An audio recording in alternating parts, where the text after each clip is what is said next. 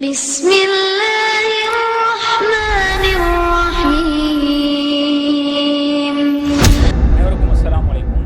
நம்ம குரான் காலேஜ் சேனலில் இன்றைக்கி உஸ்தாத் அல்தாஃபியோட குரானிக் பாட்காஸ்ட்டில் தான் இருக்கோம். ஸோ இது வரைக்கும் சூரத்துல் கஹஃபுடைய 3 ஸ்டோரிஸ் பற்றி பார்த்துருக்கோம், 3 வரலாறுகள். அதிலிருந்து என்னென்ன படிப்பினைகள்ன்றதை ஆல்ரெடி நம்ம பேசிட்டோம். ஸோ இப்போ நம்ம துல்கர்னைன் அவங்களுடைய சம்பவம் ப்ளஸ் அவங்களுடைய வரலாறுலேருந்து அல்லாஹ் என்ன படிப்பினைகள் சொல்ல வரான்றதை உஸ்தாத் அல்தாஃபியோட டிஸ்கஷன் பண்ணலாம். வாங்க வீடியோக்குள்ளே போகலாம். அஸ்ஸலாமு அலைக்கும் உஸ்தாத். அலைக்கும் ஸலாம் வரஹ்மத்துல்லாஹ். உஸ்தாத், இப்போ நமக்கு சூரா கஹஃபில் இது வரைக்கும் 3 ஹிஸ்ட்ரி பார்த்துருந்தோம். 3லேயுமே அல்லாஹ் வந்து காமன் தீமாக சொல்கிறது என்னென்னா சோதனை, டிஃப்ரெண்ட் டைப்ஸ் ஆஃப் சோதனை, பொருளாதாரத்துக்காக இருக்கட்டும், ஈமானுக்காக இருக்கட்டும், அப்புறம் மூசா கிதிர் அலைஹிஸ்ஸலாம் அவங்களுடைய வரலாறு வந்து அறிவுக்கான ஒரு சோதனையாக இருக்கட்டும். ஸோ இப்போ இங்கே வந்து பார்த்தோம் அப்படின்னா ஒரு அத்தாரிட்டி, பவர், நிறையா வார்த்தைகள் சொல்லலாம், ஆட்சி அதிகாரம், அந்த அதிகாரத்தில் இருக்கிறவங்க, இப்படி இருக்கிறவங்க என்ன மாதிரி ரியாக்ட் பண்ணணும் அப்படிங்கிறது துல்கர்னைன் ஸ்டோரியிலேருந்து சொல்ல வருது இல்லையா?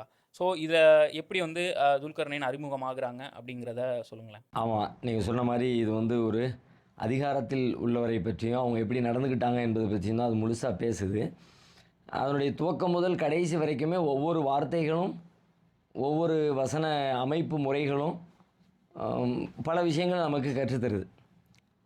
ஸ்டார்டிங்கில் நீங்கள் பார்த்தீங்கன்னா அல்லாஹ் இப்படி ஆரம்பிக்கிறான், வயஸ் உனக்கு அந்தில் கர்ணைன், துல்கர்னைனை பற்றி உங்களிடத்தில் கேட்குறாங்க அப்படின்னு. அது அந்த இடத்துல கூட கேட்கிறார்கள் அப்படின்றதன் வழியாக நம்முடைய கேள்வி ஞானத்தை அல்லாஹ் தூண்டி விடுற மாதிரி தான் இந்த வரலாறே துவங்குகிறது. சாதாரணமாக துல்கர்னைனை பற்றி எல்லாம் சொல்லிகிட்டே போயிருக்கலாம். துல்கர்னைன் ஒருத்தர் இருந்தார், அவர் இப்படி இன்னும் பண்ணார் வச்சார் அப்படின்னு சொல்லிட்டு போயிருந்துருக்க முடியும். ஆனால் அந்த மக்களுடைய கேள்வி எல்லாம் அட்ரஸ் பண்ணுறான். இப்படி அன்றைக்கு நபிகளார் காலத்தில் ஒரு கேள்வி முன்வைக்கப்பட்டது அப்படின்னா கேள்வி கேட்டலை இஸ்லாம் அங்கீகரிக்கிறது அல்லது வலியுறுத்துகிறது என்பதை கூட நம்ம இதில் புரிஞ்சுக்க முடியும். ஏன் அப்படின்னு கேட்டால் பொதுவாகவே எங்கே உண்மை இருக்குதோ அவங்களால தான் கேள்வி கேளுங்கன்னு தைரியமாக சொல்ல முடியும். உண்மை இல்லாத இடத்துல, யூகங்களும் கற்பனைகளும் மட்டும் இருக்கிற இடத்துல, அப்போ அந்த இடத்துல இருக்கிறவங்க என்ன செய்வாங்கன்னா, எதையும் கேட்டுறாதீங்க, நாங்கள் சொல்கிறத நம்புங்கம்பாங்க. மொட்டையாக அவ்வளோதான், அதை தாண்டி கேள்வி கேட்குறதுக்கு ரைட்ஸ் இல்லைம்பாங்க. இப்போ கேள்வி கேட்பதற்கான வாய்ப்பு வழங்கப்படுகிறது அப்படின்னு சொல்கிறது அங்கே ஒரு சத்தியம் இருக்கிறது, உண்மை இருக்கிறது, பகுத்தறிவுக்கான வாசல் அங்கே திறக்கப்பட்டிருக்கிறது. நீங்களும் கேள்விகள் கேளுங்கள், கேள்வி கேட்காமல் எதையும் நம்புகிற பழக்கம் என்பது உங்களை தப்பான வழியில் கொண்டு போய் விட்டுரும். இது எல்லாமே அந்த ஒரு சொல்லுக்குள்ளே, ஒத்த வார்த்தைக்குள்ளே வயசு அலுவனக்க உம்மிடத்திலே கேட்கிறார்கள் என்கிற கேள்விக்குள்ளேயே நம்முடைய அறிவை தூண்டி விட்டு தான் அல்லாஹ் அடுத்த ஸ்டெப்புக்கு போகிறான் அப்படிங்கிறது அதனுடைய துவக்கத்திலே நமக்கு விளங்குது. அதுக்கு சொல்லக்கூடிய ஆன்சர் இதை கேட்டுட்டு இறைவனே பதிலும் சொல்கிறான். குல் நபியை நீங்கள் சொல்லுங்கள், இப்படி கேட்குறாங்களா, நீங்கள் ஆன்சர் பண்ணுங்கள். அத்துலு அலைக்கும் மினுகு திக்ரா, அவருடைய வரலாற்றில் இருந்து உங்களுக்கு நான் உங்களுக்கு நான் சொல்லுவேன், அவருடைய வரலாற்றிலிருந்து திக்ரை சொல்லுவேன். முழுசாக சொல்லுவேன்னு சொல்லலை, அதுலேயும் ஒரு ஞானத்தை அல்லாஹ் கற்பிக்கிறான்.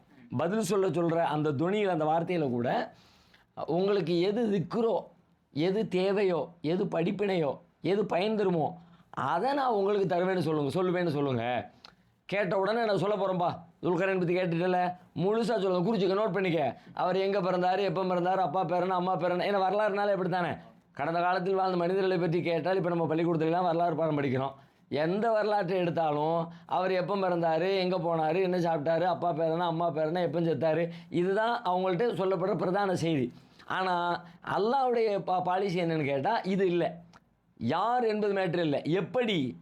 ஏன்னா அவரை சொல்வது அவருக்காக அல்ல, அவரை சொல்வது எனக்காக, அவரை சொல்வது நமக்காக, அவரை சொல்வது மக்களுக்காக. அப்படின்னா மக்களுக்கு எது பயன் தருமோ அதைத்தான் அல்லாஹ் பேசுவான். அப்போ அதை சொல்லுகிற பொழுதே அதை தன்னுடைய பாலிசியையும் சேர்த்து சொல்லிட்டான் அல்லாஹ். நீங்கள் எப்படி சொல்லுங்கள் அவங்கள்ட்ட, அத்துலு அலைக்கும் மின்ஹு, அவரை பற்றி உங்களுக்கு நான் சொல்லுவேன், திக்கிறத்தான், தேவையான படிப்பினை தரக்கூடிய அந்த அம்சங்களை தான் உங்களுக்கு நான் சொல்லுவேன் அப்படின்னு ஒவ்வொரு ஸ்டெப்லையும் எப்படி நமக்கு நம்மளை எஜுகேட் பண்ணுறான் பாருங்கள். இப்படி சொல்லிட்டு தான் அல்லாஹ் ஆரம்பித்து அடுத்து போகிறான். இன்னா மக்கள் அளவு ஃபில்லார்கள், நாம் அவருக்கு துல்கர்னைனுக்கு பூமியில் ஒரு ஆட்சிக்கான வாய்ப்பை, அதிகாரத்தை நாம் கொடுத்துருந்தோம்.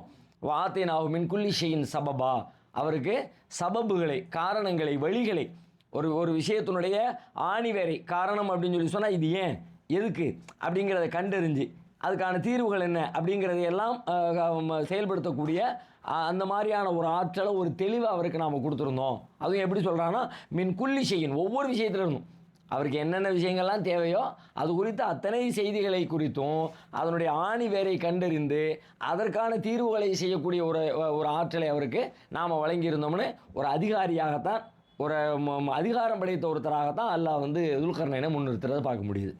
அல்ஹம்துலில்லாஹ் உஸ்தாத். இப்போ அல்லாஹ் கூட நம்ம லைஃப்பில் கொடுக்குற எல்லா ஜாபாக இருக்கட்டும் எல்லாமே வந்து ஒரு அஸ்பாபுகள் தானே. அது வந்து என்ன அப்படின்னு சொன்னால், இந்த எல்லா ப்ரிவிலேஜுமே அல்லாஹ் கொடுக்குற ஒரு சோதனை தான், ஒரு டெஸ்ட்டாக வந்து இதுலேருந்து புரிஞ்சுக்க முடியுது. இப்போ எனக்கு இதில் இம்பார்ட்டன்ட் கொஸ்டின் என்ன வருதுன்னா, அவர் வந்து உலகம் முழுவதும் ஆட்சி செஞ்சாங்களா இல்லை வந்து ஒரு பார்ட்டாக எடுத்துக்கலாமா? ஏன்னா அங்கே வந்து ஆட்சி அதிகாரம் எல்லாம் கொடுத்துருக்கான்னு வருது. இப்போ உலகம் முழுக்க அவங்க வந்து ஒரு ஆட்சியாளராக இருந்தாங்களா? பரவாயில்ல, அப்படி சொல்கிறாங்க. பல்வேறு குறிப்புகள்ல இருந்து இஸ்ராயலியத்து கதைகள்ல இருந்தெல்லாம் அப்படி சொல்லப்படுது.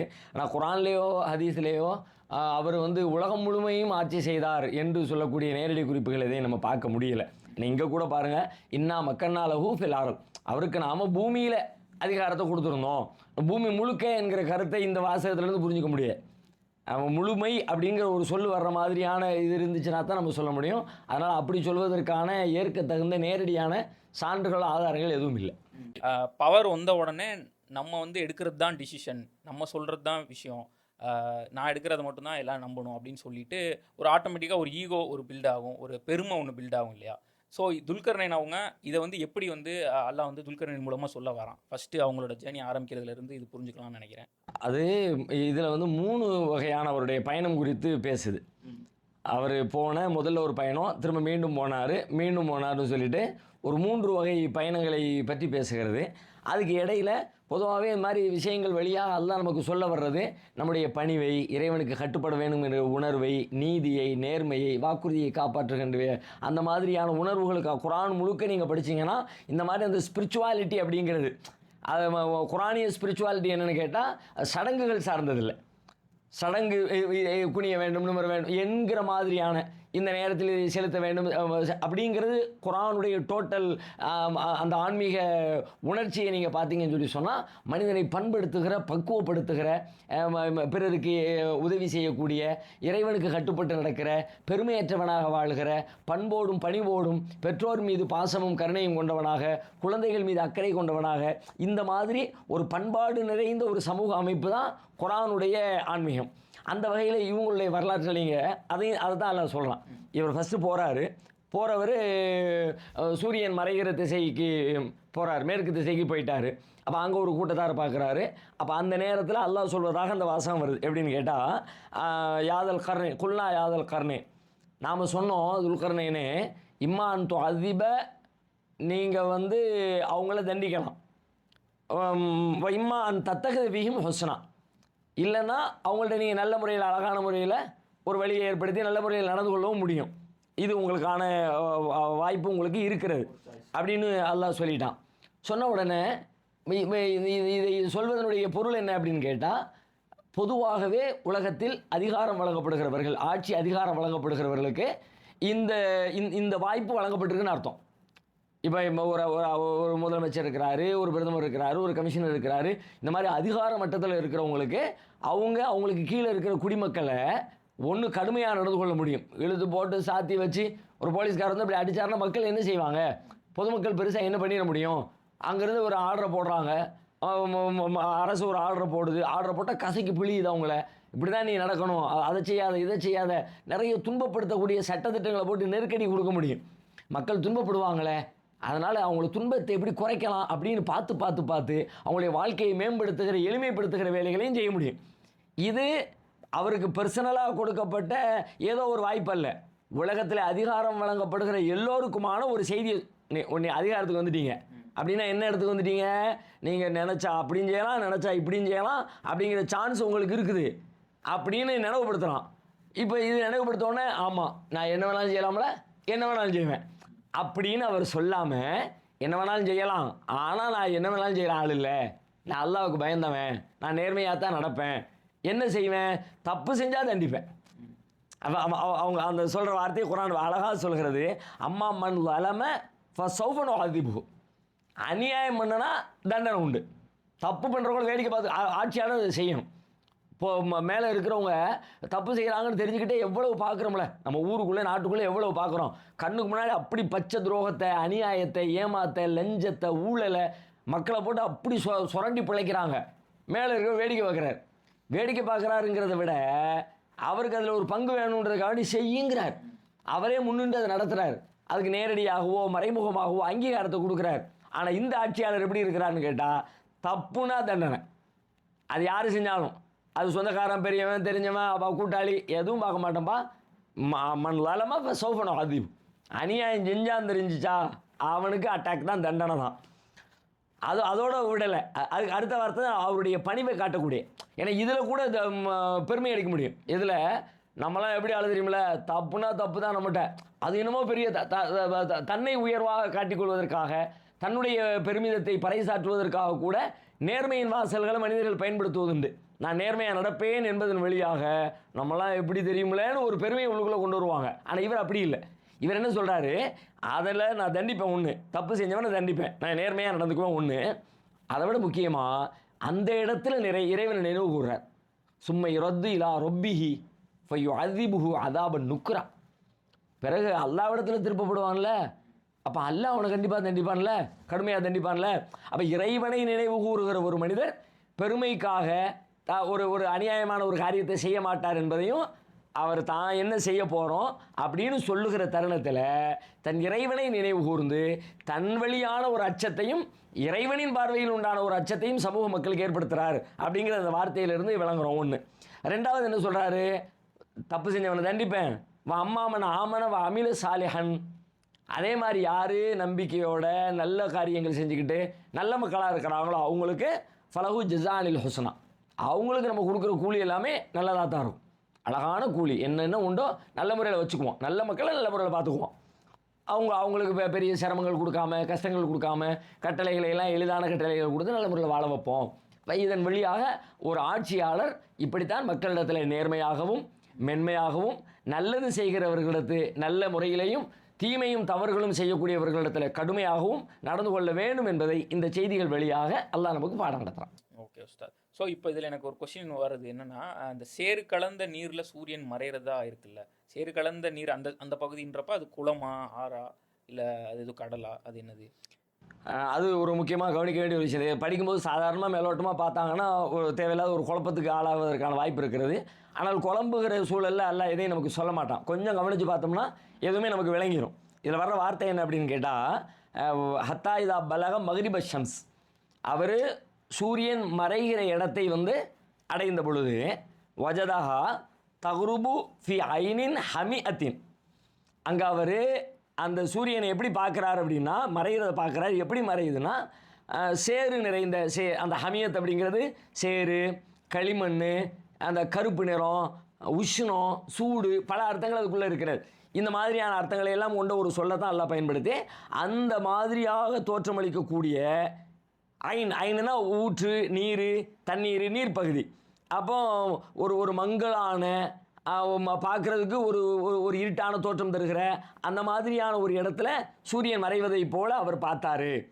அப்படின்னா சூரியன் என்ன சேத்துலையா மறையுது, தண்ணியிலையா மறையுது அப்படின்னா அதை அப்போ மேலோட்டமாக பார்த்தா அப்படி தெரியும். ஆனால் அல்லாஹ் அப்படி சொல்லலை. அல்லாஹ் அந்த ஃபேக்ட், சூரியன் எப்படி மறைகிறது என்கிற ஒரு உண்மையை சொல்லக்கூடிய இடம் இல்லை இது. அல்லாஹ் அப்படி பேசவும் இல்லை, அந்த வாக்கிய அமைப்பு அப்படி இல்லை. வேறு எதை சொல்கிறான், அவருடைய கண்களின் காட்சிக்கு பார்க்கிற பொழுது எப்படி தோன்றுகிறது, அவருக்கு தோன்றுகிற தோற்றத்தை அல்லாஹ் விவரிக்கிறான். அதுதான் நீங்கள் பாருங்கள், அவர் சூரியன் மறைவதை கண்டார் என்பதற்கு அரபியில் பார்த்தார் என்பதற்கு ரா என்கிற சொல் இருக்கு. ரானா பார்த்தான், நல்லரானா பார்த்தான், பார்த்தானுக்கு நேரடியாக பயன்படுத்தக்கூடிய அந்த இந்த பொருளை பார்த்தான் அப்படின்னா கண்ணை வச்சு இப்படி பார்க்குறதுக்கு ரான்கிற சொல்ல பயன்படுத்தக்கூடிய மரபு குரான்லேயும் இருக்கிறது, ஹதீஸ்களில் இருக்கிறது, அரபியர்களிடத்தில் அரபி மொழியில் இருக்கிறது. அந்த சொல்லை பயன்படுத்தாமல் கூடுதல் அர்த்தத்தை தருகிற வேற ஒரு சொல்ல எல்லாம் பயன்படுத்தலாம். வஜதனா அது பார்த்தலையும் குறிக்கும். அடைதலை, ஒரு விஷயத்தை நம்ம அடைகிறோம், பெறுகிறோம், அதை ஒன்றை பெற்றுக்கொண்டு அதை ஃபீல் பண்ணுறோம், உணர்கிறோம். இந்த கருத்துக்கள் எல்லாமே இதுக்குள்ளே இருக்கிறது. வெறும் பார்த்தல் மட்டும், பார்த்து அறிதல் என்கிற அறிவு தாண்டி அறிதல், உணர்தல், உணர்ந்ததை புரிந்து கொள்ளுதல், எல்லா கருத்துக்களையும் உள்ளடக்கக்கூடிய ஒரு சொல்ல எல்லாம் இங்கே பயன்படுத்துகிறான். அப்போது என்ன இதிலேருந்து நமக்கு விளங்குதுன்னு கேட்டால், நாம் தூரத்தில் நீங்கள் கடற்கரையில் போய் நீங்கள் நில்லுங்க. கடற்கரையில் நிற்கும்போது உங்களுக்கு என்ன தெரியும், அப்போ தூரத்தில் தண்ணிக்குள்ளே மறைகிற மாதிரி தெரியும். அப்போ அப்படி தூரத்தில் தண்ணிக்குள்ளே மறைகிற மாதிரி தெரியும்போது அந்த தூர பார்வையில் தண்ணீரும் வந்து ரொம்ப தெளிவாக கையில் தூக்கி பார்க்கும்போது எப்படி கண்ணாடி மாதிரி தெரியுமோ, கிறிஸ்டல் கிளியராக இருக்குமோ, அந்த மாதிரி இருக்காது. அப்படி அந்த தூர பார்வையில் பார்க்கும்போது அதனுடைய நிறமும் மங்களாகத்தான் தெரியும், டார்க்காக தான் தெரியும். அப்போ நான் பார்க்கும்போது அது எப்படி தெரியுதுன்னா, அப்படியே ஒரு சேத்துக்குள்ளே மறைஞ்சா எப்படி இருக்கும், ஒரு நீருக்குள்ளே மறைஞ்சா எப்படி இருக்கும், அந்த மாதிரி அவருக்கு தெரிந்தது. அவருக்கு தெரிந்த அந்த உணர்வை அல்லாஹ் தன்னுடைய வார்த்தைகள் வெளிப்படுத்துகிறானே தவிர நிஜமாக அது அங்கே அப்படி மறையுதுன்னு அர்த்தம் இல்லை. ஏன்னா குர்ஆனு மக்களுடைய பாஷையில் அருளப்பட்டுச்சு. குர்ஆன் மக்கள் என்ன லாங்குவேஜில் பேசிக்கிறாங்களோ, குர்ஆன் மட்டும் இல்லை, உலகத்தில் எழுதப்படுற எல்லாமே அப்படி தான் இருக்கும். பேசப்படுறது எல்லாமே மக்களுக்கு புரியுதான் தானே நம்ம முதல்ல பார்க்கணும். அதை விடுங்க, ரொம்ப சாதாரணமாக ஒரு கேள்வி கேட்குறேன். இப்போ நாம் சொல்கிறோம்ல சூரியன் மறைஞ்சிச்சுங்கிறோம்ல, அது நான் மறைஞ்சா போச்சு, அது எங்கே மறைஞ்சிச்சு? அது பேசாமல் அதுதான் இருக்குது. பூமி தான் இப்படி திரும்பிக்கிச்சு, சுற்றிக்கிட்டு இருக்கிற பூமி தான் நெசம் இப்படியே சுற்றிக்கிட்டு இருந்து அப்படி திரும்பிச்சு. திரும்பின உடனே நமக்கு கண்ணுக்கு மறைஞ்சு போச்சு. ஆக்சுவலி உண்மையில் அது அங்கேயே தான் இருக்குது, அது அப்படியே தான் சுற்றுது. ஆனால் நம்ம பேச்சு வழக்கில் எப்படி சொல்கிறோம், அது இதுக்காக வேண்டி சூரியனே மறைகிறது, சூரியனே உதிக்கிறதுன்னு பொருள் இல்லை. பூமி அப்படி சுற்றுகிற பொழுது நம்ம பார்வைக்கு சூரியன் வருகிறது, மேலும் சுற்றுகிற பொழுது நமது பார்வையை விட்டு மறைகிறது. ஆனால் நம்முடைய பேச்சு வழக்கில் சூரியன் உதித்தது சூரியன் மறைந்ததுன்னு சொல்கிறோம்ல, கிட்டத்தட்ட அதே மாதிரி ஒரு பேச்சு வழக்கில் அவர் பார்க்குறாரு, அவருக்கு அப்படி தோணுது என்கிற அந்த தோற்றத்தை தான் நல்லா பேசலாம். இது வந்து அறிவியலுக்கு முரண் அப்படிலாம் சில பேர் சொல்லுவாங்க. அந்த அர்த்தத்தில் புரிந்து கொள்வதற்கான வாக்கிய அமைப்பே அங்கே இல்லை. ஓகே உஸ்தாத், இப்போ இந்த பயணத்திலேருந்து வந்து ஒரு ஆட்சி அதிகாரம் கிடச்சதுக்கப்புறம் நீதியை எப்படி நிலைநாட்டணும் அப்படிங்கிற விஷயம் புரியுது. பட் இன்னொரு நுணுக்கமான விஷயம் என்னென்னா, தொடர்ந்து அவங்க பயணிக்கும் போது ஒரு இடத்துல சைலண்ட்டாக இருக்கிறாங்களே, அந்த இடத்துல அடுத்ததாக அவங்க வந்து பயணிக்கும் போது அந்த இடத்துல ஒரு எதுவும் செய்யாமல் வெறும் ஜஸ்ட் ஒரு செய்தி மட்டும் சொல்கிற மாதிரி இருக்குல்ல, இந்த ஒரு நுணுக்கமான ஒரு விஷயத்தை நான் நோட் பண்ணேன். ஸோ அதை வந்து நம்ம எப்படி அண்டர்ஸ்டாண்ட் பண்ணுறது? ரெண்டாவது பயணத்தை பற்றி நீங்கள் சொல்கிறீங்கன்னு நினைக்கிறேன். அவர் மேலும் தொடர்ந்தார், அப்படியே அந்த பின்னாடி போனார். போய்கிட்டே இருக்கும்போது சூரியன் உதிக்கிற ஒரு பகுதிக்கு வந்தார்.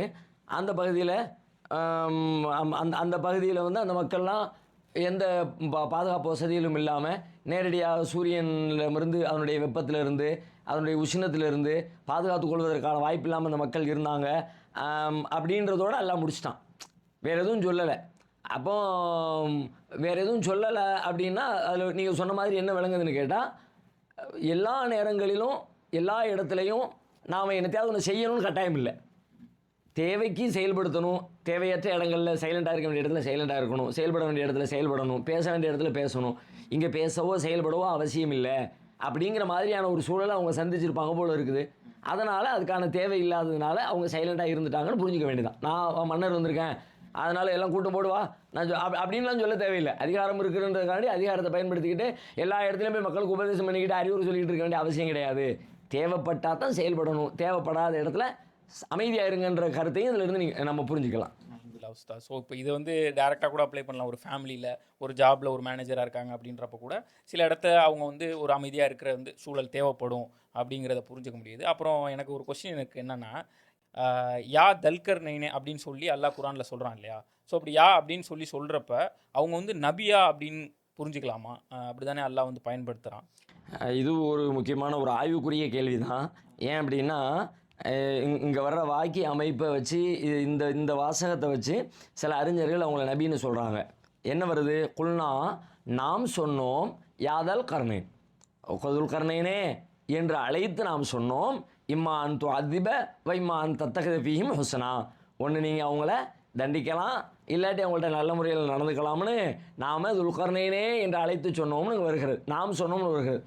அப்போ இதை வைத்துக்கொண்டு என்ன யோசிக்கிறாங்கன்னா, நாம் சொன்னோம் அப்படின்னா அல்ல அது நபியை பார்த்து சொல்கிற மாதிரி தானே இருக்குது. ஏன்னா குரானில் வேறு இடத்துல பார்த்தா நபிமார்களுக்கு இப்படி சொன்னதெல்லாம் இருக்குது. ஆதம் அலைஹிஸ்ஸலாத்தை பற்றி சொல்லும் பொழுது குல்னா ஆதம் உஸ்குன் அன்த வஸௌஜுகல் ஜன்னா, ஆதமே நீரும் உன்னுடைய மனைவியும் இந்த சொர்க்கத்திலே குடியிருப்பீராக அப்படின்னு அல்லாஹ் சொன்னான். மூசா நபியை பற்றி சொல்லும் பொழுது குல்னாலா தகஃப், பாம்பு தூக்கி போட்டு அந்த பயப்படுற நேரத்தில் அந்த பயம் வரும் பொழுது நாம் சொன்னோம், மூசாவுக்கு சொன்னோம், யா மூசாலா தகஃப், நாம் சொன்னோம் மூசாவே பயப்படாதீர் என்று சொன்னோம். அதே மாதிரி வார்த்தை தான் இங்கே வருது. குல் நாம் சொன்னோம் யாதல் கர்ணேன் துல் கர்ணேனே என்று சொன்னோம்னு. இதை வைத்து கொண்டு அவங்க நபியாக இருப்பாங்க என்று சில பேர் சொல்கிறாங்க. ஆனால் இதை மட்டுமே வைத்து கொண்டு நபி என்று வாதிடுவது அவ்வளோ வலுவான ஆதாரமாக எனக்கு தெரியலை. ஏன் அப்படின்னு கேட்டால், நாம் மற்றவங்களை நபி என்று சொல்வது இந்த வார்த்தையை வச்சு மட்டும் சொல்லலை.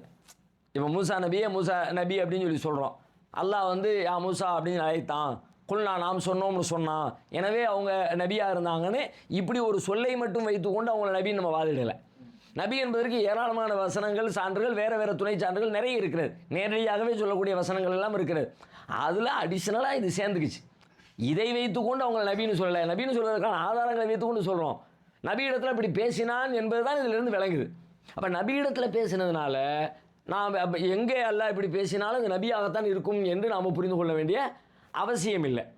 ரெண்டாவது இன்னொரு இப்படியும் நம்ம யோசிக்கலாம். இந்த நாம் சொன்னோம் அப்படிங்கிறது நேரடியாக கூப்பிட்டு சொல்கிற அந்த வாக்கிய அமைப்பு இருந்தாலும் அதன் வழியாக அவருக்கு கற்பித்ததை, அவருக்கு உணர்த்தப்பட்டதை, அவர் எவ்வாறு செயல்பட வேண்டும் என்று அவர் புரிந்து கொள்ள வேண்டும் என்று அவருக்கு வழங்கப்பட்ட ஆற்றலை குறித்து பேசுவதற்கு கூட அல்லாஹ் அப்படி பயன்படுத்தலாம். அவருக்கு ஏற்படுத்தின உள்ளுணர்வுகளை, சிந்தனைகளை கூட அல்லாஹ் அப்படி சொன்னால் நம்ம புரிஞ்சுக்கலாம். இப்போ உதாரணமாக மூசா நபியினுடைய தாயாரை பற்றி சொல்லும் பொழுது வஹைனா இலா உம்மி மூசா அன்னார்ல ஒய், மூசாவுடைய தாய்க்கு நாம் சொன்னோம் அப்படிங்கிறான் அல்லாஹ்.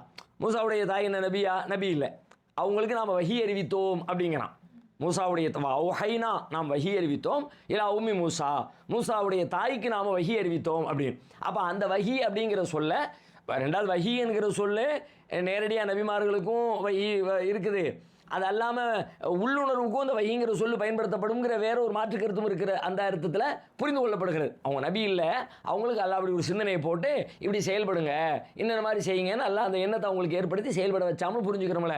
கிட்டத்தட்ட அதே மாதிரி இதையும் நாம் சொன்னோம் என்பதை அவருடைய உள்ளத்தில் சொன்னோம், அவர் புரிந்துக்கிற மாதிரியான ஒரு சூழலை ஏற்படுத்தினோம் அப்படின்னு நாம் புரிஞ்சுக்கலாம். ரெண்டாவது செய்தி. மூணாவது, அதுக்குள்ளே நீங்கள் சிந்திச்சு பார்த்தீங்கன்னா, நாம் அழைத்து சொன்னோம். என்ன சொன்னோம்? நபிமார்களுக்கெல்லாம் சொன்னோம். நபிமார்களுக்கு இது மாதிரி ஏவல்களை சொன்னோம், விளக்கல்களை சொன்னோம், இஸ்லாமிய மரபுகளை சொன்னோம், வழிபாட்டு முறைகளை சொன்னோம், இறைவனுக்கு தான் கட்டுப்பட வேண்டும் என்று சொன்னோம். இதையெல்லாம் சொன்னால் அல்லாஹ் கலிமா தௌஹீதை சொல்லிக் கொடுத்தான், ரிசாலத்தை சொல்லிக் கொடுத்தான், ஆகிரத்தை சொல்லிக் கொடுத்தான், அவங்க செயல்பட வேண்டிய முறைகளை சொல்லிக் கொடுத்தான். இங்கே என்ன சொல்லிக் கொடுத்தான்? நபின்னு சொன்னால் நபிக்கு சொல்ல வேண்டிய கட்டளைகள் அப்படி யோசிக்கணும்ல. அப்படி துல்கர்னைனுக்கு அல்லாஹ் என்ன சொல்லிக் கொடுத்தான்னு பார்த்தா நபித்துவம் சார்ந்த எந்த செய்திகளையும் சொன்னதாக அங்கே நம்ம பார்க்கவே முடியல. என்ன இருக்குதுன்னு கேட்டால், இயல்பாக சாதாரணமாக எல்லா ஆட்சி அதிகாரம் கொடுக்கப்பட்ட மனிதர்களுக்கு என்ன மாதிரியான ஒரு உணர்வு இருக்குமோ அந்த உணர்வை பேசியதாகத்தான் சொல்கிறது. என்ன உணர்வு இருக்கும்? நம்ம இந்த இடத்துல வந்துட்டோம், நம்மளை எவனும் கேட்க தேவையில்லை, நம்ம என்ன வேணாலும் செய்யலாம், யாரையும் தூக்கி உள்ளத்துக்கு போடலாம், யாரையும் ரிலீஸ் பண்ணி வெளியே அனுப்பலாம், நம்ம கையில் தான் பவர் இருக்குதுன்னு ஒரு சாதாரண தலைவர் நினைப்பான்ல. கிட்டத்தட்ட அதை அவர் நினைக்கிற வகையில் தான் எல்லாம் சொல்லலாம். துல்கர்னைனேன்னு கூப்பிட்டு, துல்கர்னைன் இம்மா அன்து அதிப, நீங்கள் ஒன்று இந்த மக்களை தண்டிக்கலாம், இல்லாட்டி நல்ல முறையில் நடக்கலாம். அந்த சொன்ன விஷயத்தை வச்சு பார்க்கும்போதும் கூட இது நபிக்கு சொல்லப்படுகிற அளவுக்கு உண்டான ஒரு செய்தியை போல, ஒரு தூதுத்துவத்தினுடைய தகவலை போல அது அமைந்திருக்கலை. அதனால் இதை வைத்துக்கொண்டு நபி என்று வாதிடக்கூடிய அந்த வாதம் ஒரு வலுவான வாதமாக எனக்கு தெரியல. ஓகே உஸ்தாத், இப்போ இந்த மூணாவது ஜேர்னியில் யாஜூஜ் மௌஜூஜ்ன்ற ஒரு புது கேரக்டர் இன்ட்ரோடியூஸ் ஆகுறாங்க. அவங்க வந்து தொடர்ந்து துல்கர்னைன் பயணம் பண்ணி போயிட்டுருக்காங்க. இப்போ வந்து சூரியன் உதயமாகிற இடத்துக்கு அந்த சைடு போயிட்டாங்க. அப்படிங்கிறப்ப இப்போ யாஜூஜ் மௌஜூஜ்ன்ற அந்த கேரக்டர் யார், அவங்களுடைய விஷயங்கள் என்ன, இப்போ இவங்களோட இன்ட்ராக்ஷன் என்னவாக இருந்துச்சு துல்கர்னைனுக்கு? இந்த மூணாவது ஜெர்னியில் வந்து பயணத்தில் யஜூஜ் மஜூஜ் குழப்பத்தை அந்த மக்கள் கம்ப்ளைண்ட் பண்ணுறாங்க. இது மாதிரி ஒரு கூட்டம் எங்களுக்கு வந்து ரொம்ப டிஸ்டர்ப் பண்ணிக்கிட்டு இருக்கிறாங்க, நீங்கள் அவங்கள்ட்ட எங்களுக்கு பாதுகாப்பு தடுப்புகளை ஏற்படுத்தி தரணும்னு சொல்லி கேட்குறதாகவும், அதுக்கான ஏற்பாடுகளை ஒரு மன்னராக இருந்து கொண்டு ரொம்ப நியாயமாகவும் ரொம்ப இறக்கத்தோடையும் அவங்க செஞ்சு கொடுத்தாங்கன்னு பின்னாடி உள்ள வரலாறு போகுது. அதுக்குள்ளே பல சயின்ஸும் பல நீதி நெறிமுறைகளும் அதுக்குள்ளே வருகிறது. அந்த யஜூஜ் மஜூஜ் அப்படிங்கிற விஷயத்துக்குள்ளே அவங்க யார் என்ன அது அப்படிங்கிற செய்திக்குள்ளே நம்ம போனோம்னா, அவங்கள பற்றி பல கருத்துக்கள் இருக்கிறது. பல்வேறு வகையான செய்திகள் சமூகத்தில் அறிஞர்கள் மத்தியில் பேச்சு வழக்கில் சொல்லப்பட்டுக்கிட்டே இருக்கிறது. ஒவ்வொருத்தரும் ஒவ்வொரு ஆதாரங்களையும் சான்றுகளையும் முன்வைத்து பேசுகிறாங்க. சில பேர் யஜூஜ் மஜூஜ் குள்ள மனிதர்கள், அவங்க ரொம்ப குட்டியாக இருப்பாங்க, இத்தனை வண்டி விரல் அளவுக்கு இருப்பாங்க, ஒரு ஜானல் அளவு இருப்பாங்க, ஒரு மூல அளவு இருப்பாங்க, அப்படியெல்லாம் பேசக்கூடிய அப்படியும் சில கருத்துக்களை பார்க்குறோம். சில பேர் வந்து யஜூஜ் மஜூஜ் அவர்கள் வந்து இன்றைக்கி சமூகத்தில் இருக்கிற வெள்ளைக்காரங்க தான், அவங்க தான் யஜூஜ் மஜூஜ் அப்படின்னு அவங்க சில வாதங்களை முன்வைத்து அப்படி சொல்கிறாங்க. மாதிரி பல மாதிரியான கருத்துக்கள் அதில் பேசப்படுகிறது. கியாமத் நாளுடைய நெருக்கத்தில் வருவாங்க, அடையாளமாக இருப்பாங்க, ஈசா நபி வந்து வரக்கூடிய காலத்தில் அவங்க வெளிப்படுவாங்க, அப்படியெல்லாம் அது சம்மந்தமாக அது ஒரு விரிந்த செய்திகளும் விரிந்த ஆய்வுகளும் அதுக்குள்ளே தேவைப்படக்கூடிய அம்சங்கள் அதுக்குள்ளே இருக்கிறது. அதனால் அது சம்மந்தமாக நம்ம தனியாக ஒரு நாள் விவாதிப்போம்.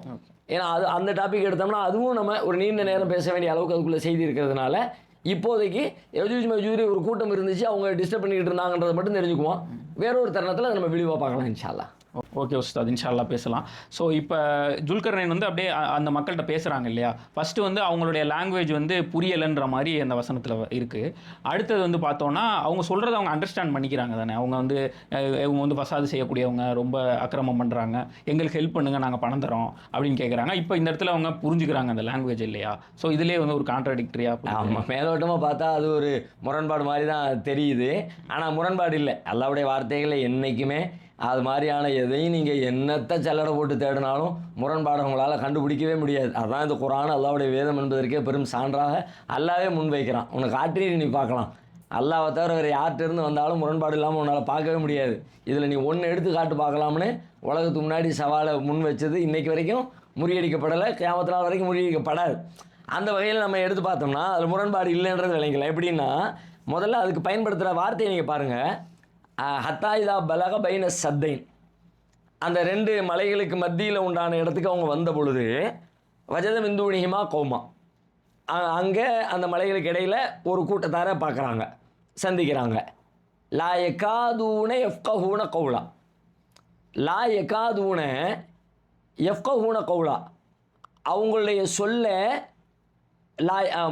லா எக்காதூன எஃப்கஹூன கௌலா, நேரடியாக அவங்க சொல்வது புரியலை அப்படி வார்த்தையை எல்லாம் பயன்படுத்தலை. எப்படி பயன்படுத்துகிறான்னா லா எக்காதூன, எக்காது அப்படின்னா நெருக்கம்னு அர்த்தம். லா எக்காதுனா நெருக்கம் இல்லை, நெருங்கலை. எதுக்கு நெருங்கலை? எஃப்கஹூன கௌலா, அவர்கள் சொற்களை புரிந்து கொள்ள நெருக்கம் இல்லைங்கிறான். புரியலை அப்படின்னா சாதாரண புரியலைன்னு சொல்லிடலாம்ல, அது ரொம்ப ஈஸியான வார்த்தையில் சொல்லிடலாம்ல. அப்படி சொல்லலைங்க, அதுக்கு முன்னாடி ஒரு அடைமொழியை போட்டு அல்லாஹ் சொல்கிறான். அப்போ அது சொல்ல வர்ற செய்தி என்னென்னா, அவங்க பேசுகிறத புரிஞ்சுக்கிறது கொஞ்சம் சிரமமான நிலையில் அவங்க இருந்தாங்க. அந்த மக்களுடைய மொழியும் இவங்க வேறு பகுதியிலேருந்து போகிறாங்க, அவங்க வேறு பகுதி. ஏன்னா அந்த மாதிரியான தூரத்தின் காரணமாகவோ அல்லது மொழி மாறுபாட்டின் காரணமாகவோ அவர்களுடைய புரிந்துணர்வின் காரணமாகவோ, சாதாரணமாக பேச்சு வழக்க எளிமையாக மற்றவங்க பேசுகிறத புரிஞ்சுக்கிற மாதிரி இல்லாமல் கொஞ்சம் அறிவு குறைபாடு கூட இருந்திருக்கலாம் அந்த மக்களுக்கு. அதன் காரணமாகவோ அவங்க அதை விளங்குவதற்கு கிட்டத்தட்ட விளங்குறதுல கொஞ்சம் சிரமப்பட்டாங்கன்ற கருத்தை தான் எல்லாம் சொல்கிறான். நேரடியாக நீங்கள் சொல்கிற மாதிரியான கருத்தில் அவங்க என்ன சொல்கிறாங்கன்னு புரியலை அப்படின்னு டைரெக்ட் சொல்ல இருந்துச்சுன்னா, மேலே தான் புரியலைன்ட்டு இல்லைப்பா பிறகு எப்படிப்பா புரிஞ்சிச்சு அப்படின்னு சொல்லி கேட்கலாம். அப்போ அதில் ஒரு சிரமம் இருந்தது என்பது விளங்குகிறது ஒன்று. பின்னாடி உள்ளது என்ன சொல்லுது, அவங்க பேசுகிறத புரிஞ்சுக்கிட்டு வேலையை செஞ்சு கொடுத்தாங்க அப்படின்னு. இப்போ நீங்கள் இதில் என்ன விளங்கணும்னா, அப்படி சிரமப்படுற மக்களாக இருந்தாலும் ஒரு ஆட்சியாளர் எப்படி நடந்தாருன்னா, அதெல்லாம் ஒன்றும் அவங்களுக்கு என்ன நம்ம சொல்கிறதே ஒன்றும் புரிய மாட்டேங்குது, போட்டு பேசி நேரத்தெல்லாம் வீணாக்க முடியாது, கிளம்பு அப்படின்னு கிளம்பாமல் கம்மியாக தான் புரியுறாங்க. கொஞ்சம் நம்ம மெனக்கிட்டோம்னா, கூட கொஞ்சம் ஹெல்ப் பண்ணோம்னா, அப்படியா எப்படியான்னு சொல்லிட்டு கேட்டோம்னா, அவன் வேற என்ன தேவை ஒன்று செய்ய அதை இதை காட்டிக்கிட்டு புரியாத நமக்கு புரிய வச்சிருவான் அப்படின்னு முயற்சி எடுத்து அந்த மக்களுடைய கோரிக்கைகளை விளங்கி கொண்டு அவங்களுக்கு வேலை செஞ்சாங்க. அப்போ ஒரு ஆட்சியாளர் அவ்வளோ இறங்கி வரணும். இப்போ நாம் வெளிநாட்டுக்கே போகிறோன்னு வைங்களேன், வெளிநாடுகளில் திடீர்னு ஒரு புதிய அந்நிய மொழி என்னன்னே தெரியல, அரபு நாட்டுக்கு போயிட்டோம், அரபு மொழியில் நம்ம பேசுகிறோம், ஒன்றுமே புரியலை அப்படின்றதுக்காக வேண்டி இது சும்மா இருந்துறதில்லை. சில பேர் கருணையுள்ள இருக்கிறவங்க கவனிக்கிறாங்க, ஆக்ஷன் பண்ணுறான், இதில் இங்கிலீஷில் 2 வார்த்தையை போடுறான், தமிழில் 2 வார்த்தையை போடுறான், உருதுல 2 வார்த்தையை போடுறான், இதில் அப்படி போட்டு இப்படி போட்டு ஏதோ ஒரு வகையில் கடைசியில் 2 வார்த்தையில் 4 சொன்னதில் 2 புரியலாட்டி ஏதோ 1 புரிஞ்சு இதை தான் சொல்ல வரலாம் போல இருக்குது இதா அப்படின்னு சொல்லிட்டு ஆக்ஷனை காட்டணும்னா மேட்ரு ஓவர். அப்போ அது யாரும் புரிய முடியும்னு கேட்டால் அந்த பொறுமை இருக்கணும் தான் முடியும். சரிப்பா சொல்லுப்பா என்னப்பா சொல்ல வேற அப்போ எனக்காவது ட்ரை அப்போ இவர் அவர் ட்ரை பண்ணியிருக்கார். அந்த மாதிரியான ஒரு கருணையுடையவராக இருந்தார் என்கிற வகையில் அதை நாம் புரிந்து கொள்ள வேண்டியது இருக்குது. இதில் முரண்பாடு இல்லைங்கிறத அல்லாஹ் பயன்படுத்துகிற அந்த வார்த்தையில் இருந்தே லாய காதுன போட்டு லாயஃப்கஹூன கௌலான்னு டைரெக்டாக முடிக்கலை, லாய காதுன எஃப்கஹூன கௌலா, அதில் கொஞ்சம் சிரமப்பட்டாங்க அப்படிங்கிற அளவுக்கு தான் அல்லாஹ் அதை பயன்படுத்துகிறானே தவிர முரண்பாடு இல்லை. ஆமாம் உஸ்தாத், அது மட்டும் இல்லாமல் இன்னும் ரொம்ப இம்பார்ட்டண்ட்டாக எனக்கு புரிஞ்சது, அவங்க வந்து ஒரு பயத்துலேயும் இருக்காங்க, அவங்கள்ட்ட காசும் இருக்குதுன்னு தெரியுது. அப்படிங்கிறப்ப பொதுவாக பயமும் காசும் இருக்குன்னாலே அந்த இடத்த மிஸ்யூஸ் பண்ணுறது நமக்கு ரொம்ப ஈஸி. உதாரணத்துக்கு ஹாஸ்பிட்டல் போகிறாங்க பணக்காரவங்கன்னா எப்படியாச்சும் காப்பாற்றிருப்பா அப்படின்னு சொல்லி எவ்வளோ பணம் வேணால் தரேன்னுவாங்க. ஸோ இந்த மாதிரியான சூழ்நிலை அங்கே வருது. இப்போ ஜுல்கர்னைன் அங்கே பணம் வேணான்னு சொல்லி ரியாக்ட் பண்ணுறாங்க இல்லையா? இது ரொம்ப முக்கியமான ரொம்ப ரொம்ப இன்றைய காலத்துக்கு நாம் பார்த்துக்கிட்டு இருக்கிற நீங்கள் சொன்ன மாதிரி இந்த ஆஸ்பத்திரி இந்த மாதிரி சில இடங்களில் ரொம்ப நெருக்கடியான போலீஸ் ஸ்டேஷனு அதிகார மட்டத்தில் இருக்கிற இடத்துல மாட்டிக்கிட்டு என்னடா பண்ணுறது, தப்பிக்கணுமே அப்படிங்கிற மாதிரி உயிரை காப்பாற்றணும், தப்பிக்கணும் அப்படிங்கிற நெருக்கடியான கட்டங்கள்லாம் இருக்குல்ல, அது மாதிரி நேரங்களில் மக்கள் போய் படுகிற அவஸ்தையும் அதை பயன்படுத்தி கொண்டு சம்மந்தப்பட்டவர்கள் அடிக்கிற கொள்ளையும் இருக்குதுல்ல, அதுக்கெல்லாம் ரொம்ப சூப்பரான ஒரு பாடத்தை துல்கர்னைன் கற்றுத்தர்றாங்க. அதில் எப்படி வருதுன்னா அவங்க சொல்கிறாங்க, ரொம்ப அட்டகாசம் பண்ணுறாங்க. முஃப்சிதூன் ஃபில் அர்ல், பூமியில் இந்த யஜூஜ் மஜூஜ் கடுமையான குழப்பத்தை விளைவிச்சுக்கிட்டு இருக்கிறாங்க. ஃபஹல் நஜஅலுலக ஹர்ஜன், ஒரு தடுப்பு எடுப்பை ஏற்படுத்தி எங்களுக்கு அவங்கள்ட்ட இருந்து எங்களை காப்பாற்றிடுவீங்களா அப்படின்னு கேட்டுட்டு, நாங்கள் வேணால் உங்களுக்கு என்ன வேணாலும் தர்றோம், அதுக்கு நாங்கள் உங்களுக்கு பொருளாதார ரீதியாக அவங்களுக்கு ஹெல்ப் பண்ணுறோம் அப்படிங்கிறாங்க.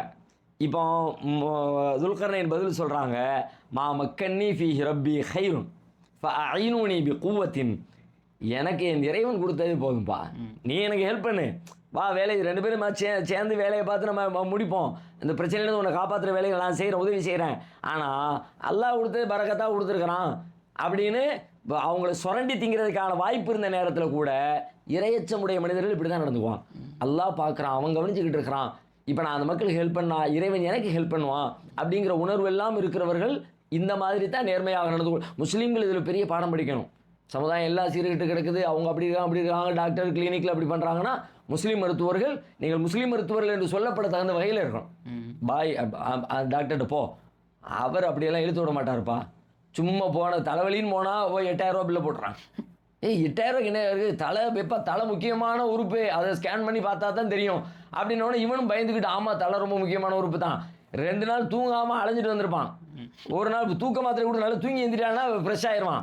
அப்படி சொல்ல வேண்டியதுன்னு தெரிந்திருந்தும் கூட வேண்டுமென்றே பணத்தாசையினால் இந்த மாதிரியான நெருக்கடிகளை உண்டாக்குற மக்களுக்கு மத்தியில், மருத்துவர்களுக்கு மத்தியில், ஒவ்வொரு துறை சார்ந்த நிபுணர்களுக்கு மத்தியில் முஸ்லீம்கள் தங்களுடைய அந்த கொள்கை நேர்மையை வெளிப்படுத்துகிற வகையில் இரக்கத்தோடும் கண்ணியத்தோடையும் ஏமாற்றம் இல்லாமலும் நடக்கணும் என்கிறத அவ்வளோ பெரிய இடத்துல இருந்தார் துல்கர்னைன்.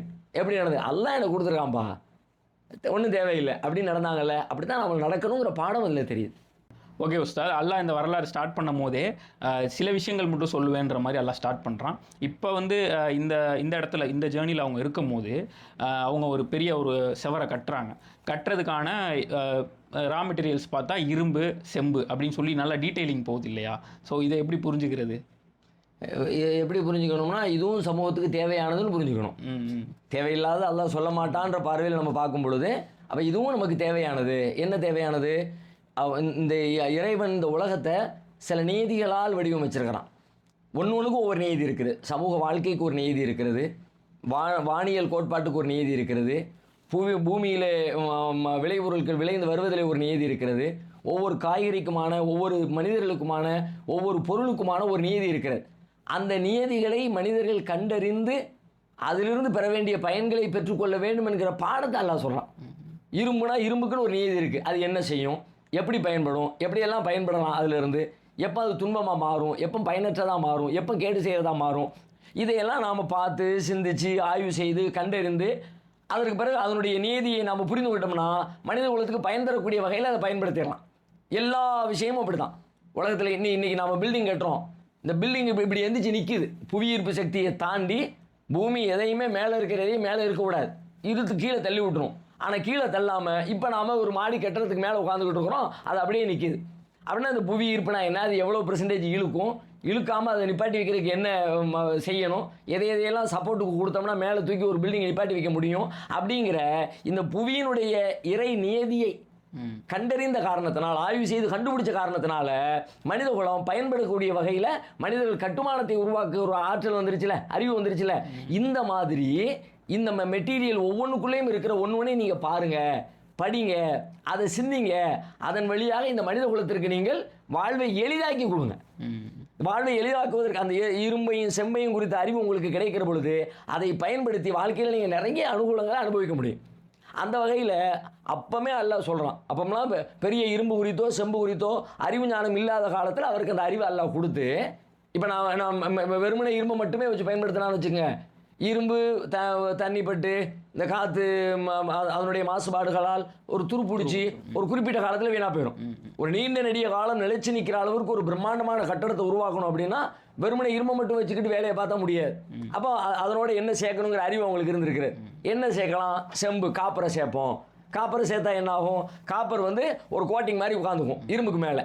அது வெளியிலேருந்து காற்றை உள்ளே வர விடாது, வெளியிலேருந்து தண்ணியை உள்ளுக்குள்ளே வர விடாது.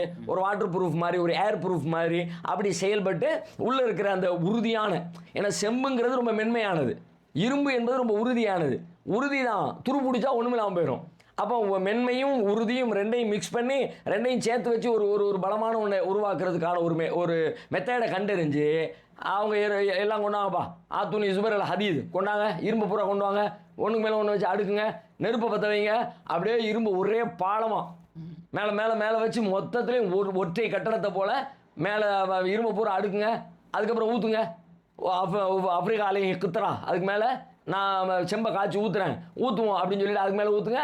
அது ஒரு சூப்பரான ஒன்றாக உருவாக்கப்பட்டுருச்சு. நீண்ட நெடிய காலம் அல்லாஹ் நாடுகிற காலம் வரைக்கும் அது நிலை பெற்று இருக்கும். அதில் கூட இன்னொன்று கவனிக்கணும். அதை சொல்லி முடிச்சுட்டு அவர் வந்து மனித குலத்திற்கு ஒரு பாடம் நடத்துகிறாரு, ஒரு அருமையான செய்தி சொல்கிறாரு. தான் செய்த எந்த ஒரு செயலுமே அதுதான் நிலையான ஒன்று. செஞ்சு முடித்த உடனே இயல்பாக செஞ்சு முடிக்கிற தருணத்தில் மனிதனுடைய மன உணர்வு எப்படி இருக்கும்னு கேட்டால், நாம் செஞ்சிட்டோம் காலத்துக்கு நின்று ஒரு தொழிலே வச்சுட்டான்னு வைங்களேன், நல்ல செட் ஆகிடுச்சுப்பா, இனிமேல் நமக்கு காலத்துக்கும் கவலை இல்லைம்மா. அதுக்கப்புறம் கால் மாதம் கூட கழிஞ்சிருக்காது, ஒரு பெரிய காற்று வரும், ஒரு பெரிய மழை வரும், வேறு ஏதோ ஒன்று வரும், ஒரு கொரோனா வரும், எல்லாத்தையும் இழுத்து போட்டு திரும்ப பழைய லெவலுக்கு போய் உட்காந்துருப்பான். ஆனால் அந்த நேரத்தை அது ஒரு தன்னிறைவு அடைகிற தருணத்தில் இது நிலைக்காது என்கிற உணர்வு மனிதர்களுக்கு வர்றதில்லை.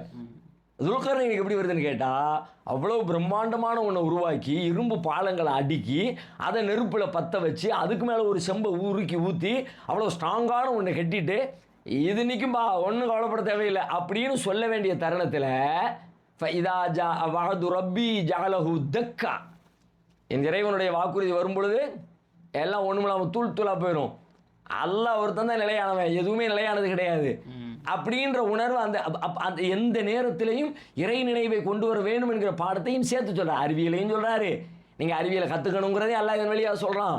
அறிவியலுக்குள்ளே போய் நாம் மேலே வந்துட்டோம், இனிமேல் நம்மளை மிஞ்ச யாரும் இல்லைன்னு பெருமை அடிச்சிடாதப்பா, அல்லாஹ்வுடைய ஆர்டர் கட்டளை வந்துச்சுன்னா ஒன்றும் உலகத்தில் மிஞ்சாதுங்கிறதையும் சேர்த்துக்கங்கிற ரெண்டு பாடத்தையும் ஒரே வார்த்தையில் அல்லாஹ் நமக்கு கற்று தந்துடுறோம். அல்ஹம்துலில்லாஹ் உஸ்தாத். அதிலிருந்து ஒரு டெக்னாலஜி இன்றைக்கி வந்தாலும் சரி, எவ்வளோ பெரிய ஏஐ தொழில்நுட்பம் எல்லாம் வந்தாலும் சரி, அவங்க சொல்கிறது எல்லாமே பார்த்தா இது எட்டர்னலாக இருக்கும், இது வந்து நிலை பெற்று இருக்குங்கிறது தான் அவங்க வந்து முன் வைக்கிறாங்க. ஆனால் அல்லாஹ் வந்து இதை உடச்சி சொல்கிறான், நான் மட்டும்தான் நிலையானவன்றது நல்லாவே புரியுது. அல்ஹம்துலில்லாஹ். உஸ்தாத், இப்போ எனக்கு ஒரு கேள்வி இருக்குது. என்னென்னா, இந்த துல்கர்னைன் வரலாறில் இருந்து நம்ம முஸ்லீம் சமூகத்துக்கு, எஸ்பெஷலி நம்ம தமிழ்நாட்டில் இருக்கிறவங்களுக்கு என்ன மாதிரியான கைடன்ஸ் நீங்கள் சொல்லுவீங்க? என்ன பாயிண்ட்ஸ், அதை கொஞ்சம் சுருக்கமாக சொன்னால் நல்லாயிருக்கும்னு தோணுது. சொல்வதற்கு நிறைய செய்திகள் இதற்குள்ளே இருக்குது. பொதுவாக அதிகாரம் படைத்தவங்களை பற்றி பேசுதுங்கிற கோணத்தில் நம்ம சிந்தித்தோம் அப்படின்னா, எத்தனையோ மட்டங்களில் சின்ன அதிகாரம், பெரிய அதிகாரம், நடுநிலையான அதிகாரம்னு பல்வேறு வகையான அதிகார மட்டங்கள் நம்ம சமூகத்தில் உள்ளவங்களுக்கு இருக்குது. அரசு ரீதியான அதிகாரம் பெற்றவங்களும் இருக்கிறாங்க, அமைப்பு ரீதியான அதிகாரம் பெற்றவங்களும் இருக்கிறாங்க, ஜமாத் ரீதியாக மஹல்லாக்களில் அதிகாரம் பெற்றவங்களும் இருக்கிறாங்க. ஒரு தெருவில் மக்களால் இயல்பாகவே அதிகாரம்னு தனியாக படாவிட்டாலும் கூட இயல்பாகவே மக்களுடைய அபிமானத்தை பெற்ற அதிகாரம் பெற்ற மனிதர்களும் அப்படியா மனிதர்களையும் நம்ம பார்க்குறோம். இப்படி நிறைய வகையான அதிகாரங்கள் சமூகத்தில் இருக்கத்தான் செய்கிறது. அவர்கள் அத்தனை பேருமே துல்கர்னைன் அவர்களிடமிருந்து பாடம் படிப்பதாக இருந்தால் அவர்கள் மக்களுக்கு நாம் சேவையாற்ற வேண்டும் என்கிற உணர்வை பெறணும். மக்களை சிரமப்படுத்திடக்கூடாது. அவர் சொல்லும்போது ஒரு இடத்துல சொல்லுவாங்க, நல்லது செஞ்சால் அவங்களுக்கு நல்ல கூலியை கொடுப்போம், வசனா கூலு லஹு மின் அம்ரினா யுஸ்ரா, நாம் அவங்களுக்கு சொல்லுவோம். என்ன சொல்லுவோம்னு கேட்டால், நாம் உங்களுக்கு லேசானதை தான் சொல்லுவோம். ஆர்டர் போடுற இடத்துல நான் இருக்கிறேன், நான் ரூலிங் பார்ட்டி, நான் ரூல் தான் போடுவேன், சட்டம்லாம் போடுவேன். ஆனால் போடுற சட்டம் இருக்குதே ரொம்ப எளிதானதாக இருக்கும்பா, உன்னை சிரமப்படுத்தாததாக இருக்கும். அப்போ மக்களுடைய வாழ்க்கையை எளிமைப்படுத்துகிற பொறுப்பு, அவங்களுடைய தேவைகளை பூர்த்தி செய்ய வேண்டிய பொறுப்பு, கஷ்டங்களை நிவர்த்தி செய்ய வேண்டிய பொறுப்பு, அந்த பொறுப்பு தான் எனக்கு வழங்கப்பட்டிருக்குன்னு புரியும். நான் அந்த இடத்துல வந்து உட்கார்ந்தோன்னே நான் பெரிய ஆள், ஏழ்மையில் வந்து நிற்கிறாங்க, முடியலை, ஜக்காத்து பணம் உதவி செய்யுங்கன்னு வந்து நிற்கிறாங்க, அதுக்கு வந்து நிற்கிறாங்க அப்படின்னா, நான் மக்கள்கிட்ட 4 பேர்கிட்ட வசூல் பண்ணி கொடுத்த உடனே நான் என்னமோ பெரிய ஆளாயிடுறேன். எனக்குள்ளே என்ன வந்துடுது, மமதை வந்துடுது. நான் என் உதவியில் தான் நீங்கள்லாம் வாழ்றீங்க. வந்துடவே கூடாது. நான் வாழ்கிறதே என் உதவியில் வாழலை, என் திறமையில் வாழலை, என் ரப்புடைய திறமையில் உதவியில் அருளில் வாழ்ந்துக்கிட்டு இருக்கிறேன். நான் 4 பேர்கிட்ட வசூல் பண்ணி கொடுத்துட்டு என்னமோ நான் தான் எல்லாத்தையும் செஞ்ச மாதிரி உலகத்தையும் மாற்றின மாதிரி பேசிக்கிறது, பெருமை அடிச்சுக்கிறது, அந்த உணர்வு வந்துடக்கூடாது. மக்கள்கிட்ட எளிமையாக இருக்கணும், பணிவாக இருக்கணும், அவங்களுடைய தேவைகளை புரிஞ்சுக்கணும், கஷ்டங்களுக்கு ஓடோடி போய் நிற்கணும். அவர் வந்து மொழி புரியாத மக்கள்கிட்ட எப்படி நடந்தார், அந்த மொழியை புரிஞ்சுக்கிறக்காண்டி அது மாதிரி சில பேர் வந்து நிற்பாங்க. தொணம்மா போய் அவனை விரட்டி விட்றேன், ஆமாம் கண்டாலே எனக்கு எரிச்சலாக வருது. சரி பார்க்குறோம் சில அமைப்பு நிர்வாகிகள்லாம் அப்படி ரொம்ப சாதாரணமாக அவங்க ஒரு பொறுப்பாளர்களாக இருக்கிறாங்க, அதை மறந்துட்டு ரொம்ப சாதாரணமாக மக்களை விரட்டி அடிக்கிறத பார்க்குறோம். ஆனால் அவர் மொழியே புரியலை, ஏதோ புதிய மொழியாக இருக்குது, அந்த மாதிரி மக்கள்கிட்ட போய் சரி என்னதான் சொல்ல வர்ற அப்படின்னு நின்று காது கொடுத்து அப்படியெல்லாம் செஞ்சாங்க. இப்படியெல்லாம் நம்ம செஞ்சோம்னா நம்ம சமூகத்தினுடைய பெல்ட்டை யோசிச்சு பாருங்க. எப்படி நம்ம கடையில் நான் விரட்டி விட்டா என் கூட நீங்கள் நிற்பீங்களா? இந்த ஒற்றுமைன்னு பேசுகிறோமே, நெசமாக இந்த ஒற்றுமை வரணும்னா அதுக்கான முக்கியமான முதல் படியில் ஒன்று என்னென்னு கேட்டால், நாம் மக்களிடத்தில் மென்மையான அணுகுமுறையை கடைப்பிடிக்கணும். நபி ஸல்லல்லாஹு அலைஹி வஸல்லத்துடைய கேரக்டரை பற்றி அல்லாஹ் சொல்லுவான், ஃபபிமா ரஹ்மத்தின் மினல்லாஹி லின்தலஹும். அல்லாஹ்வுடைய அருளால் நீங்கள் மக்கள்கிட்ட அவங்கள்ட்ட ரொம்ப மென்மையாக நடக்கிறீங்க. வலவ் குன்த ஃபல்லன் கலீலல் கல்பி லன்ஃபல்லு மின் ஹவுலிக்க. நீங்கள் மட்டும் கடுகடுத்தவராக கடின உள்ளமுடையவராக இருந்துருந்தீங்கன்னு வச்சுக்கோங்க, அவ்வளோதான், உங்களை விட்டு என்னைக்கோ தெரிச்சு ஓடிருப்பாங்க. ரசூலுல்லாவோடு கூட மக்கள் பக்கத்தில் நிற்க மாட்டாங்களாம் எப்போ கடுகடுன்னு இருந்தா. நம்ம அவ்வளவு உயர்ந்த இடத்துல அவ்வளவு சூப்பரான கேரக்டரோட அவ்வளவு மக்களுக்கு தொண்டு செய்யக்கூடிய ஒரு தலைவர் கூடயே அவங்களுடைய கேரக்டரில் கொஞ்சம் கோளாறு ஆச்சுன்னா மக்கள் கூட நிற்க மாட்டாங்கன்னா, 1008 உடசல்களை வச்சுக்கிட்டு இருக்கிற நம்ம இடத்துல மக்கள் அப்படி இருப்பாங்களா? இந்த பாடம் எல்லாமுமாக சேர்த்து தான் துல்கர்னைனிடமிருந்து நாம் பெற்று சமூகத்திற்கு பணியாற்ற வேண்டிய தேவை இருக்கிறது. அல்ஹம்துலில்லாஹ் உஸ்தாத். இப்போ இதிலிருந்து நீங்கள் சொல்லும் போது கூட துல்கர்னைன் சொல்கிறாங்க, ஹாதா ரஹ்மத்தும் மிர் ரப்பி அப்படின்னு, இது என்னோட இறைவன்கிட்டருந்து கிடச்ச ஒரு ரஹ்மத்து அப்படின்னு சொல்லிட்டு. ஸோ அல்ஹம்துலில்லாஹ். இப்போ சூரா காஃப் வந்து நிறையா பர்சன்ஸை பற்றி பேசுது, நிறையா பேரை இன்ட்ரொடியூஸ் பண்ணுறான் அல்லாஹ். ஆனால் எல்லாமே ஒரு ஹீரோவாக போகணும் அப்படின்ற மாதிரி இல்லாமல் அதில் உள்ள கருத்து சாராம்சத்தை நம்ம புரிஞ்சு அப்ளை பண்ணணுங்கிறது அல்ஹம்துலில்லாஹ் புரியுது. ஸோ இப்போ துல்கர்னைன் சம்பவத்திலேருந்து நமக்கு பவர் வந்தாலும் ஹம்புளாக இருக்கணும், அதை வந்து கிரெடிபிலிட்டி எல்லாம் மக்களுக்கு முன்னிலிருந்து நம்ம செய்யணுங்கிறத அல்ஹம்துலில்லாஹ் நல்லா புரியுது. ஸோ மேலும் சூரா காஃபில் இன்னும் நிறைய விஷயங்கள் இருக்குது, இந்த நாள் நம்ம பேசினாலும். ஸோ இன்ஷால்லா அதெல்லாம் பற்றி வரக்கூடிய காலகட்டத்தில் பேசுவோம். இந்த வீடியோ பற்றின கருத்தை கமெண்ட் பாக்ஸில் கமெண்ட் பண்ணுங்கள். மேலும் நிறையா மக்களுக்கு இந்த வீடியோவை ஷேர் பண்ணுங்கள். அது மட்டும் இல்லாமல் நம்ம குர்ஆன் காலேஜ் சேனலை சப்ஸ்கிரைப் பண்ணிக்கோங்க. அஸ்ஸலாமு அலைக்கும்.